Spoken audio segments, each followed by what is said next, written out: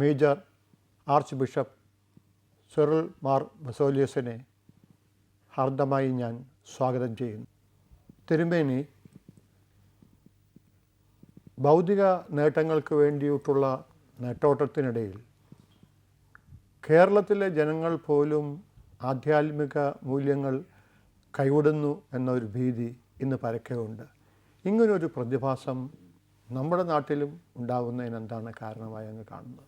ഒന്നാമതായിട്ട് ഭൗതികം ആത്മീയം എന്ന മനുഷ്യ ജീവിതത്തെ ചിത്രീകരിക്കുന്നത് വളരെ പ്രത്യേകമായ അർത്ഥത്തിലാണ്. സത്യത്തിൽ അങ്ങനെ ഒരു ഡിക്കോട്ടമി, ഒരു വിഭജനം മനുഷ്യ ജീവിതത്തിൽ ഉണ്ടാകുവാൻ പാടില്ല. മനുഷ്യന് അവൻ്റെ യാഥാർത്ഥ്യം പൂർണ്ണമായി മനസ്സിലാകുന്നത് ദൈവത്തിൻ്റെ മുൻപിൽ മാത്രമാണ്. ദൈവമാണ് അവൻ്റെ ചരിത്രം എഴുതുന്നത്. ദൈവത്തിൻ്റെ സന്നിധിയിലാണ് മനുഷ്യൻ്റെ പൂർണ്ണ യാഥാർത്ഥ്യവും അർത്ഥവും മനസ്സിലാകുന്നത്. ദൈവം നിയോഗിച്ച അവൻ്റെ ജീവിത പന്ഥാവ് അനുയാത്ര ചെയ്യുക എന്നുള്ളതാണ് മനുഷ്യന് നൽകപ്പെട്ടിരിക്കുന്ന നിയോഗം. അപ്പോൾ മനുഷ്യന് നൽകപ്പെട്ടിരിക്കുന്ന ജീവിതത്തിൽ മുന്നേറുന്നതാണ് അവൻ്റെ ആധ്യാത്മികത. അപ്പോൾ ദൈവം നിശ്ചയിച്ച നിയോഗിച്ച ജീവിതത്തെ അത് ഈ ലോകത്തിലാണ് നാം നിറവേറ്റുന്നത്. അത് നാം നേരിടുമ്പോൾ അതിൽ പിന്നെ ഭൗതികമെന്നോ ആത്മീകമെന്നോ പറഞ്ഞിട്ട് കാര്യമില്ല. ദൈവം നൽകിയിരിക്കുന്ന ജീവിത പന്ഥാവ് ആ ചൈതന്യത്തിൽ നാം നിറവേറ്റുന്നു. അപ്പോൾ ഭൗതികമായി എന്ന് നമ്മൾ പറയുന്ന ഈ ലോക ജീവിതകാലത്തുള്ള ആ കാര്യങ്ങളിൽ മാത്രം ശ്രദ്ധിച്ച് മനുഷ്യൻ്റെ ജീവിത അർത്ഥം നമുക്ക് കരഗതമാക്കുക സാധ്യമല്ല. അപ്പോൾ ഈ നെട്ടോട്ടം എന്ന് പറഞ്ഞത് വളരെ പാർശ്വ വീക്ഷണമാണ്.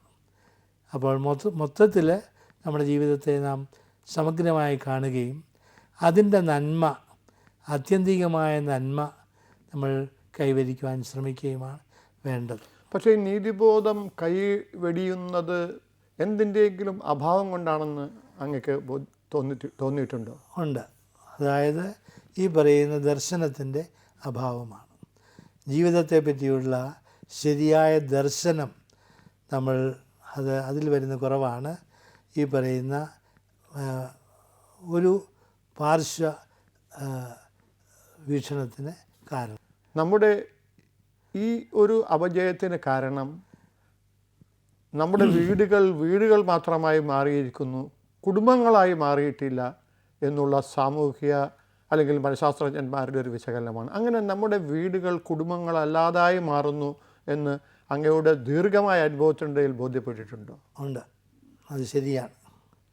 നമ്മൾ താമസിക്കുന്ന ഒരു സ്ഥലം ആയിട്ട് മാത്രം വീട് ആയി. കുടുംബമെന്ന് പറയുന്ന ആശയം തന്നെ നമ്മിൽ നിന്ന് വളരെ വളരെ അകന്ന് പോയിട്ടുണ്ട്.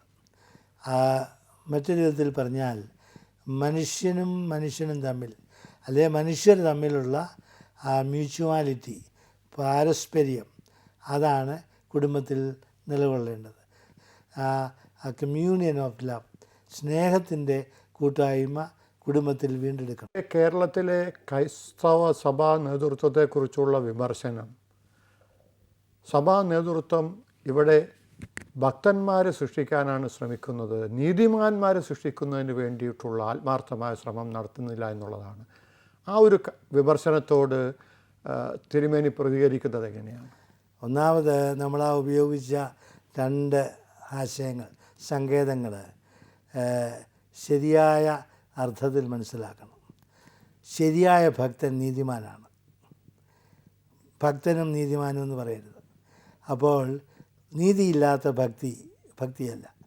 അതുപോലെ തന്നെ ഭക്തി എന്ന് പറയുന്നത് ദൈവത്തോടുള്ള കടപ്പാട്, മനുഷ്യനോടുള്ള ബഹുമാനം, ഇതാണ് എങ്കിൽ അതാണ് നീതി.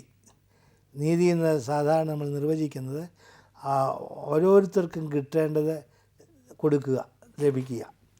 അപ്പോൾ അങ്ങനെ വരുന്നവരുടെ ദൈവത്തെ ഭജിക്കുന്നു, മനുഷ്യനെ ബഹുമാനിക്കുന്നു. അത് അവരവർക്ക് കിട്ടേണ്ട ആ മൂല്യമാണ്. അവനേ ഉള്ളൂ നീതിമാൻ. അപ്പോൾ സഭ ഇപ്പോൾ അല്ലെങ്കിൽ സഭയുടെ അനുഷ്ഠാനങ്ങൾ ഭക്തരെ സൃഷ്ടിക്കുന്നു എന്ന് പറയുന്നത് ഒരു വിധത്തിൽ ശരിയാണ്. എന്താണ് ഭക്തി കൊണ്ട് അവരുദ്ദേശിക്കുന്നത്? ചില റിച്വൽസാണ്, ചില പൂജാവിധികളാണ്. പൂജാവിധികളല്ല ഭക്തി. അതാണ് അതിൻ്റെ വ്യത്യാസം. അല്ല, എന്നാലും അത് ക്രൈസ്തവ സഭയെ മാത്രം ബാധിക്കുന്ന ഒരു കാര്യമല്ല. അല്ല, നമ്മുടെ നാട്ടിൽ ഈശ്വര വിശ്വാസത്തിൽ അധിഷ്ഠിതമല്ലാത്തൊരു മതവിശ്വാസം വളരെ പെട്ടെന്ന് വളർന്നുകൊണ്ടിരിക്കുന്നു എന്ന് കാണുന്നു.